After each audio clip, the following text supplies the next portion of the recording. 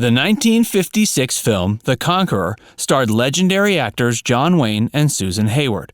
The film follows John Wayne, who plays the Mongol chief Genghis Khan. He falls in love with the daughter of the leader of Tartar and kidnaps her, which begins a brutal war. The exciting plot and talented cast meant that many people were excited for the film's release.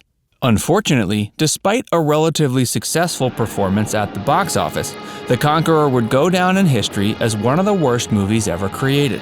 It's widely considered by critics to be one of the worst films released during the 50s, and it was also listed in the book The 50 Worst Films of All Time, which was released in 1978. After his death, lead actor John Wayne was even given a Golden Turkey Award, an accolade granted to especially bad performances. Before production of The Conqueror began, John Wayne's career was flying high. After reading the script, he desperately wanted the role and began lobbying for it. The producers finally relented, but critics insisted that the casting of John Wayne was a huge mistake. Despite his immense talent as an actor, Wayne simply wasn't suited to the role. Had someone else been cast to play Genghis Khan, perhaps the movie wouldn't have been such a flop. Of course, actors can't be successful all the time. And despite all the bad press he earned for his role in The Conqueror, John Wayne would still go on to win his Academy Award for Best Actor for his role in the 1969 film True Grit. The Conqueror was certainly a humbling experience for Wayne, who at the time was used to constant praise from critics and fans. Sometimes our failures are just as important as our successes, and John Wayne no doubt learned a lot from the movie. Today, The Conqueror is largely remembered as nothing more than a joke. It was a huge cinematic flop and undoubtedly a failure for many reasons. However, what many people don't know is that the true history of The Conqueror is far more sinister. After the film was released, a series of tragic deaths were linked back to the movie's creation, and producer Howard Hughes was so racked with guilt he spent $12 million to purchase every existing copy of the film. In today's video, we're going to talk about the dark past of The Conqueror, as well as the lives and legacies of the two lead actors. Make sure you stick around because we're going to reveal how John Wayne and Susan Hayward ultimately gave their lives for the film. At first, the film had a promising start. The Conqueror, directed by Dick Powell, a man who had established himself as an accomplished actor and singer. Although The Conqueror was only the second film he worked on as a director, many fans were excited to see what he would do with the story. The script was written by Oscar Millard, who had just earned an Academy Award nomination in 1951 for his script The Frogmen. While Dick Powell and Oscar Millard weren't as famous as other directors and screenwriters at the time, audiences expected decent work from the two. What made the film even more promising was that it was produced by Howard Hughes. He had produced numerous successful films, although some were quite controversial. Audiences knew they could expect big things from Hughes, who had produced The Racket, Hell's Angels, and Scarface. When John Wayne heard about the film, he immediately wanted in. By the 50s, he was very used to getting lead roles he wanted, and after some lobbying, the production team finally relented. Unfortunately, Wayne's involvement would largely contribute to its notoriety. Other actors joined the cast, including Susan Hayward. By the 50s, Hayward had established herself as an extremely talented actor and was nominated for Academy Awards in the films My Foolish Heart, With a Song in My Heart, and I'll Cry Tomorrow. 2 years after The Conqueror, she would finally win the Academy Award for her portrayal of Barbara Graham in the film I Want to Live. Audiences were ecstatic to learn that both John Wayne and Susan Hayward would be starring in the film. As posters and advertisements for the film were released, people all over the country were excited for the film's debut. John Wayne and Susan Hayward were also excited to be a part of the movie. What they didn't know at the time was that the film would ultimately cost them their lives. Most of the film was shot in various locations across Utah.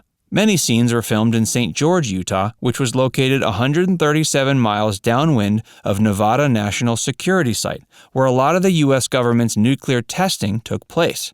In 1953, just 3 years before The Conqueror was filmed, there were no fewer than 11 above-ground nuclear weapons tests which took place at the site. The creators of the film were well aware of the nuclear testing that had taken place. They were assured, however, by the U.S. government that the recent nuclear weapons tests posed no threat to the health of civilians. Still skeptical but ultimately unconcerned, the film's production team gave the go-ahead and began filming in the location. The cast and crew spent many long weeks filming in St. George. During reshoots, Howard Hughes also shipped 60 tons of dirt from the location to Hollywood to retain an element of realism. After The Conqueror was released, the cast and crew thought the abysmal critical response was the worst that would come from the movie. Unfortunately, they were very, very wrong. In January of 1963, 7 years after The Conqueror was released, director Dick Powell died of lung cancer. This wasn't suspicious on its own. Dick Powell was a heavy chain smoker after all. However, just a few months later, cast member Pedro Armendariz learned he had terminal kidney cancer, and he took his own life before the cancer could. But the worst of the deaths was yet to come. After working on The Conqueror, Susan Hayward found success in the 1958 film I Want to Live, where she earned her Academy Award for Best Actress. She appeared in many more films after this, and while her career appeared to be waning at the time, fans were devastated to learn she suffered from cancer. She was diagnosed with brain cancer in 1973 and died on March 14, 1975.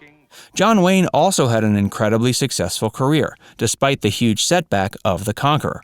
He got his Academy Award for Best Actor for his appearance in the 1969 film True Grit. At the time, he seemed unstoppable. Years later, however, he was diagnosed with stomach cancer. He enrolled in a study in an attempt to treat the illness, but he ultimately succumbed to it on June 11, 1979. At first, people thought the tragic deaths of these actors was just a series of unfortunate coincidences. After a while, however, a terrifying theory emerged. Out of 220 cast and crew members, 92 people died of cancer.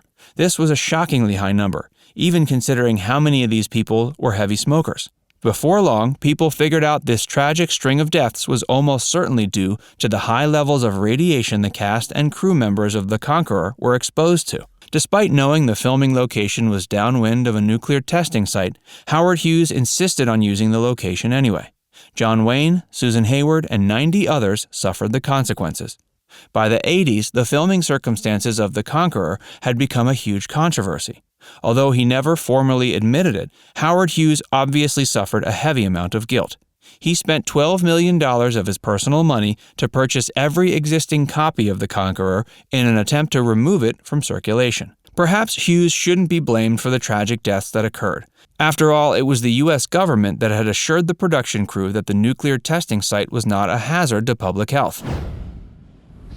There's no way to know for sure whether or not the film's proximity to a nuclear testing site ultimately resulted in the rampant string of cancers in the cast and crew. However, it's an eerie coincidence that has left a lot of people suspicious. Regardless of the reason why, the world lost 92 amazing and talented people to tragic circumstances. While it hasn't been proven whether or not the filming location was to blame, there's a lot of evidence to suggest this may be the case. Do you think the filming location caused most of the actors to die of cancer, or do you think the illnesses were unrelated? Let us know in the comments below, and don't forget to subscribe to FactsVerse for more.